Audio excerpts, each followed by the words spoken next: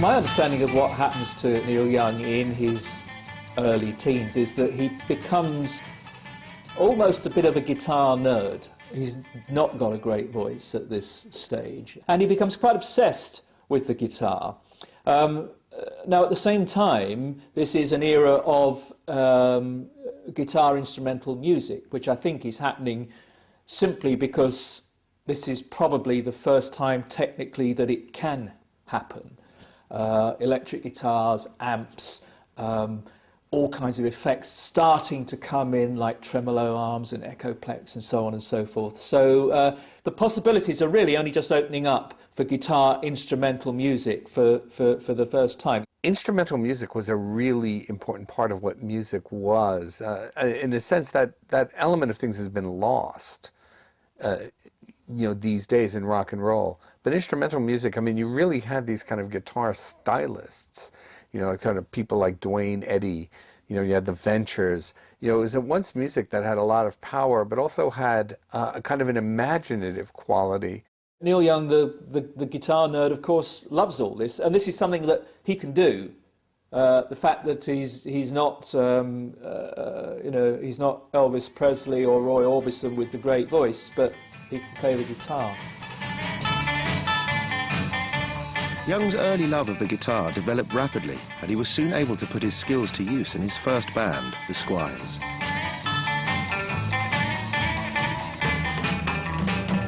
At that time, the Squires was forming. There was Ken Coblin and Neil Young and Alan Bates. And most of the bands were doing predominantly instrumentals. There wasn't a lot of vocals. I think a lot of it was that there was a number of musicians. You know, there was good guitar players. Like in our band, Neil was a good guitar player, and Al was, and so on. And that was generally the case, that there was good musicians, but none of them had really sung in a band. Because of that, you kind of went to the instrumentals.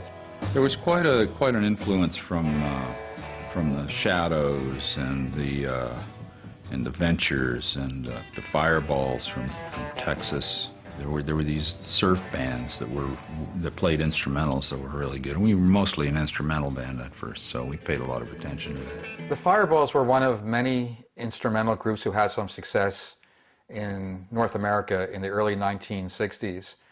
And I think they were distinguished by other groups because they were, from, relatively speaking, near the Mexican border. So they have kind of a Tex-Mex flavor. I think that might have attracted Neil Young and the Squires because it didn't sound quite like a generic 12-bar instrumental group. There was a regional flavor.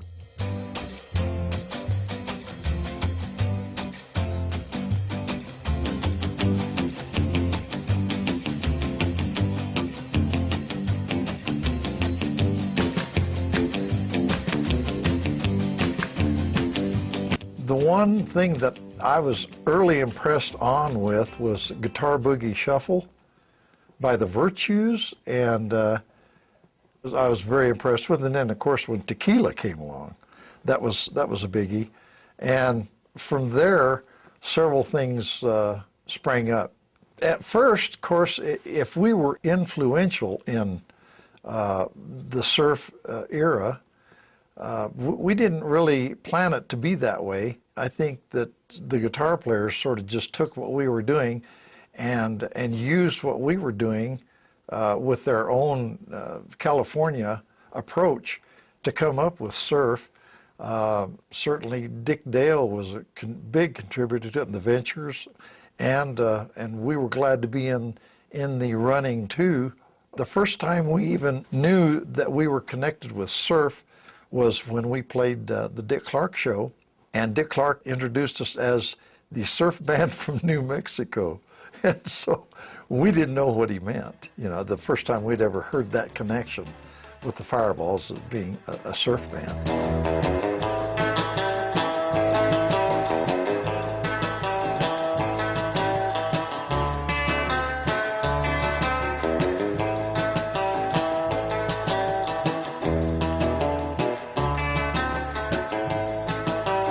I learned about the Norman Petty studio when I was going to college down in Socorro, New Mexico.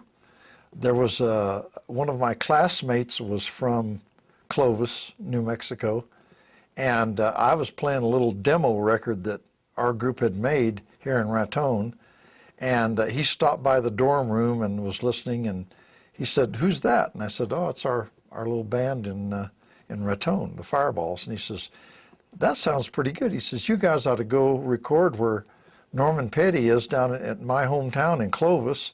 And he says he records Buddy Holly and the Crickets and Roy Orbison and that. And I was real amazed to know that there was even a recording studio in New Mexico, let alone someone who was recording Buddy Holly and the Crickets. I think that ambience to somebody who's even casually interested in rock and roll history, as I'm sure Neil Young must be, that must be kind of attractive, like, oh, they use kind of the same facilities sometimes as Buddy Holly used. Although Young was being inspired by the sounds coming out of the United States, his location in Canada, with its British heritage and connection, was opening up new music coming from the United Kingdom, and his attention would be drawn to it from within the Squires. Ken Coblin, he lived with a British couple, and I guess they had introduced him to an album by the Shadows.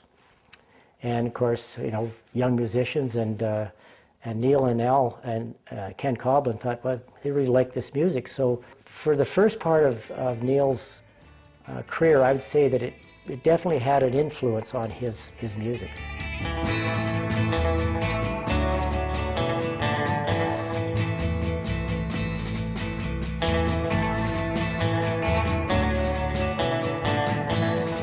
They weren't just a UK band. They were actually massive in Canada. The relationship between the English record buying market and the Canadian market was a lot closer at times than it was between England and America.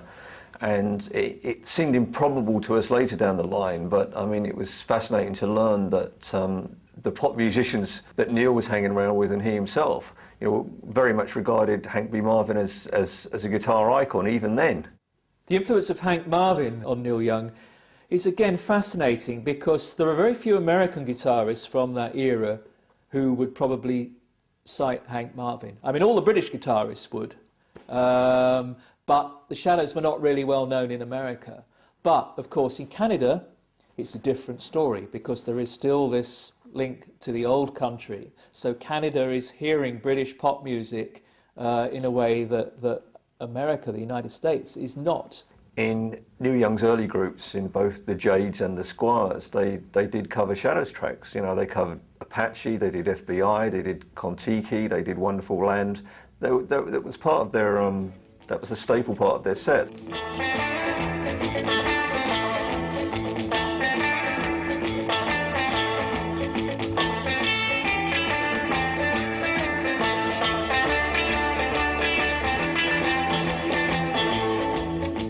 Having tapped into the instrumental music coming from the United States and Britain, Neil found another major influential figure much closer to home in Randy Bachman, who was sharing interest in the same styles and would eventually bring the sonic textures of the surf rock instrumental into his early work with Canadian band The Guess Who.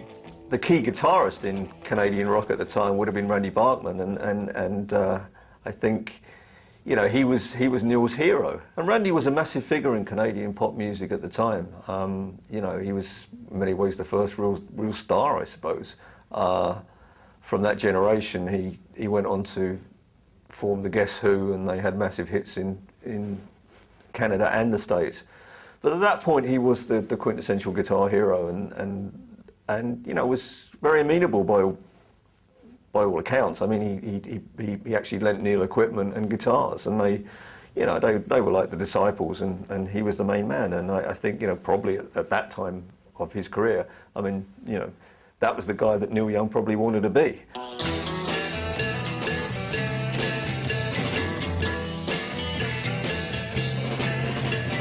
Broke my heart again, tell me when are you gonna set it down?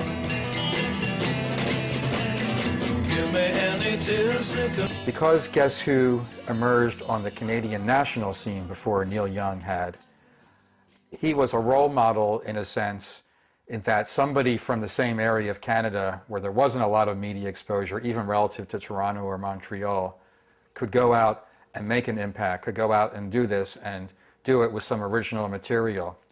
And although you don't hear a whole lot of similarity, I think, between Randy Bachman's guitar work and Neil Young's guitar work, Randy Bachman is an assertive, confident, versatile guitarist, and I think you could apply those adjectives to Neil Young to a degree as well.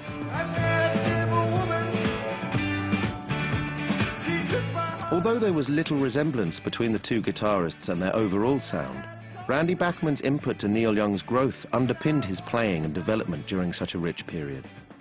Young continued to monitor the career of his friend and one-time mentor, holding in high regard Bachman's work with 70s act Bachman Turner Overdrive.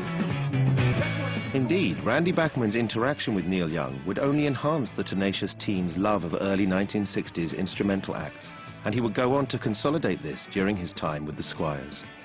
Neil Young was so enamoured of the style of the Shadows and the other instrumental groups of the time that he even got a record deal, and of course that was two instrumental sides. It was Aurora and the Sultan.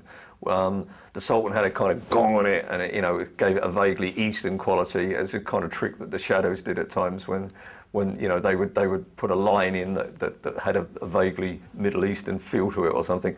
Well, I think you learn from what's around you, and I think Neil probably just had a natural talent as far as writing music.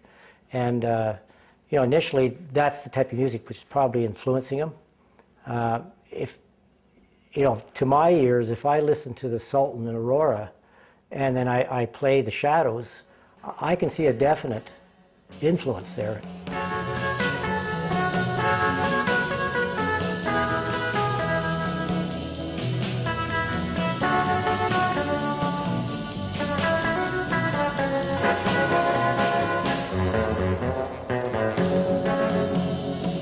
I think Neil found writing easy because it seemed like every time we practiced in my parents' basement, it seemed like every time we practiced, he would show up with another tune. And we'd play it and we'd say, yeah, it sounds pretty good. So, and they weren't all the same. There's always some similarity, but he seemed to be willing to explore the music and not get caught in one spot. It's really hard to overestimate the impact of the British invasion, certainly on America and in North America generally. I mean, it was massive, and it was as if there was one world one day and a completely transformed world the next day. I mean, the Beatles changed everything. We always assume when we think of the British invasion of its impact on the United States, and it's famously pointed out, of course, that the Beatles had the top 5 singles in Billboard magazine, which is incredible. What's not usually noticed is that they had the top 9 records in the top 10 in Canada. And because of the close links between Canada and England, the Beatles were arguably even bigger in Canada than they were in the States. I guess it was kind of like when Presley came out and Little Richard. It was another leap. It was a bit radical. Their music sounded good and everything, but they obviously had talent. For someone like Neil Young, the Beatles introduced a set of possibilities. Because this was smart, interesting music that also rocked, that also was a huge hit, that was made by, kind of fascinating individuals. And it just, from the start, you had a sense that this was different. And it set off a lot of people on their journey. And I think Neil Young, you start growing your hair long, you start thinking about having a band. Your ambitions got bigger as a result of what the Beatles were. Before the Beatles, when you said music business, it was big M, little b. When the Beatles came, they made capitals out of both of them. Big M, big B. At first, Fireballs, we got sent home talking to ourselves, because we were not British at all. But later, really what happened was the Beatles made the music business into a huge business, which helped all the musicians.